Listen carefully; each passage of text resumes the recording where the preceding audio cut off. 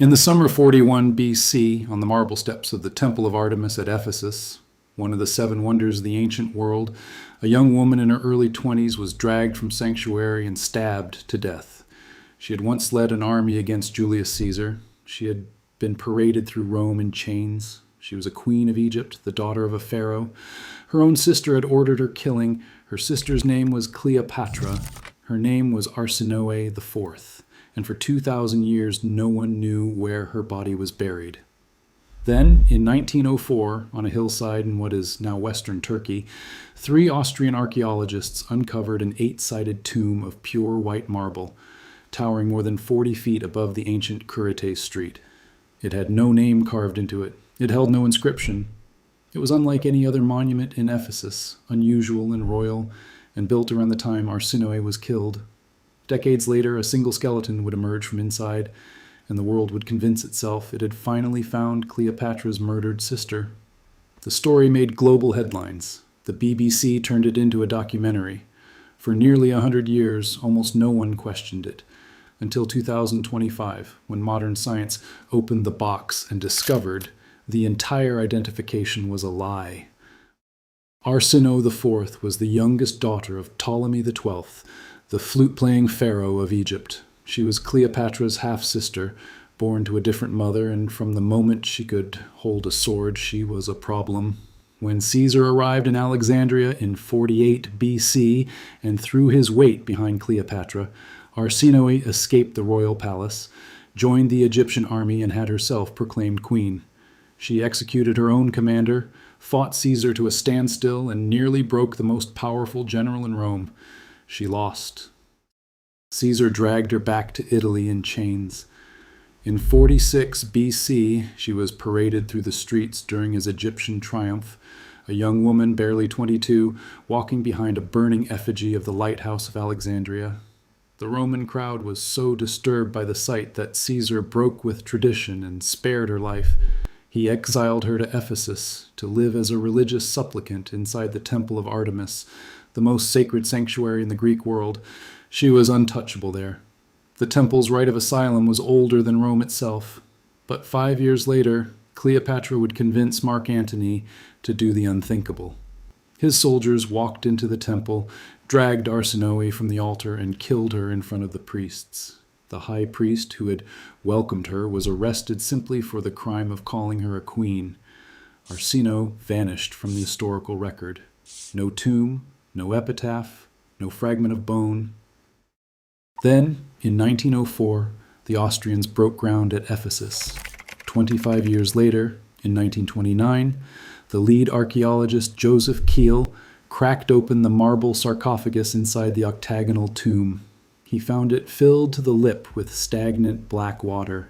Sunk at the bottom, untouched for 2,000 years, lay a single skeleton. There were no grave goods, no name. Keel took only the skull. He carried it to Germany, then to Vienna in 1936. The rest of the body was sealed back inside the chamber. The skull was studied, then it was forgotten, then it was lost.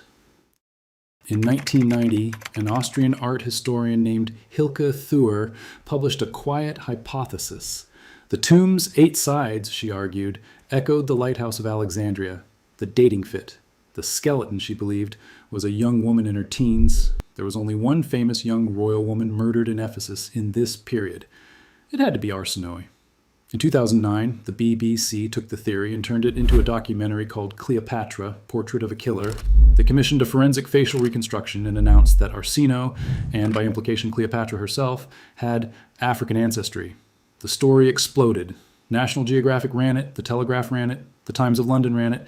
The on-site information board at Ephesus still tells visitors today that the Octagon is the tomb of Arsinoë IV. The breakthrough did not begin with a shovel. It began in December 2022 inside a forgotten cabinet at the University of Vienna's Department of Evolutionary Anthropology.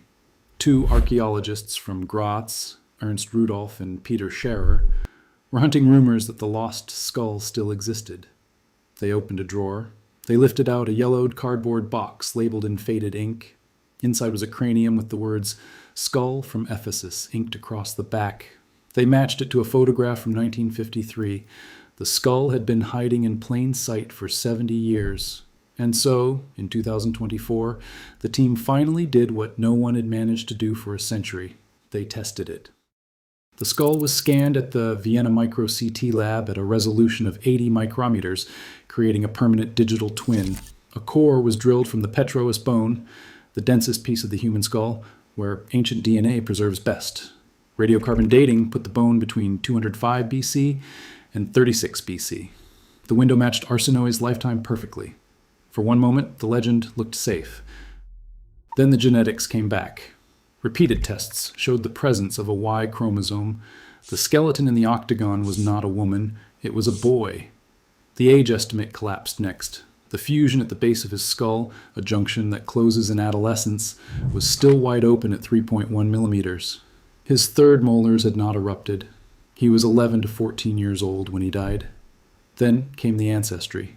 The DNA placed his family not in Egypt, not in Greece, not even in the Hellenistic world.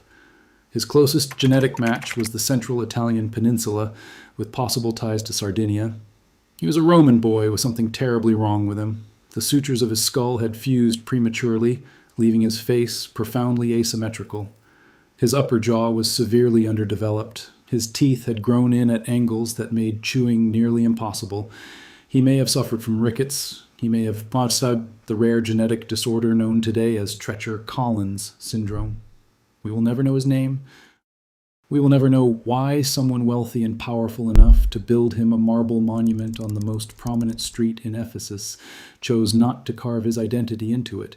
He was nobody, buried like a king, and Arsinoë IV was a queen, buried like nobody. For 100 years, science told us what we wanted to hear. We saw an 8-sided tomb and dreamed of a lighthouse. We saw a skeleton and dreamed of a queen. But the bones in the Octagon belonged to a forgotten Roman child whose face the world refused to remember. And Arsinoë IV, the half-sister Cleopatra murdered on the steps of a temple, is still missing. We just spent 100 years looking in the wrong tomb. If you enjoyed this story of how modern science rewrites the past, hit subscribe and let me know in the comments where you think Arsinoë is really buried. See you in the next video.